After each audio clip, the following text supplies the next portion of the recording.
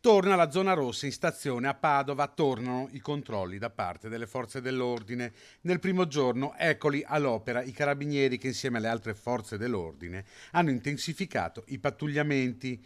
Questo gruppo di ragazzi è tra i primi fermati per i controlli nell'area dello scalo ferroviario. Rispetto alla prima volta i controlli saranno intensificati anche nell'area retrostante alla stazione, quella che insiste su via Avanzo. Il sindaco Sergio Giordani ai nostri microfoni minimizzava sull'estensione dell'area.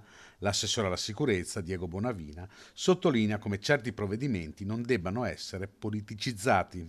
I controlli in città servono, sono necessari e anzi noi come amministrazione comunale auspichiamo la sicurezza per i nostri cittadini e auspichiamo che i nostri cittadini possano vivere tranquilli in qualsiasi zona della nostra città.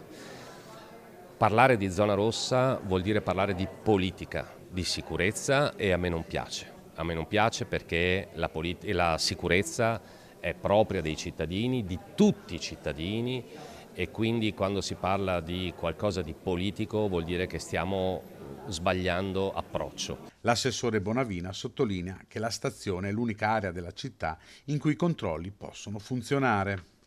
Se, e l'avevamo capito con le parole del ministro Piantedosi di qualche giorno fa, a Padova, come è successo, deve proseguire questa sperimentazione, credo che la zona e l'unica zona dove si possa fare questa sperimentazione sia la zona della stazione, perché la stazione è tipicamente il posto in cui in tutte le città d'Italia si creano più difficoltà.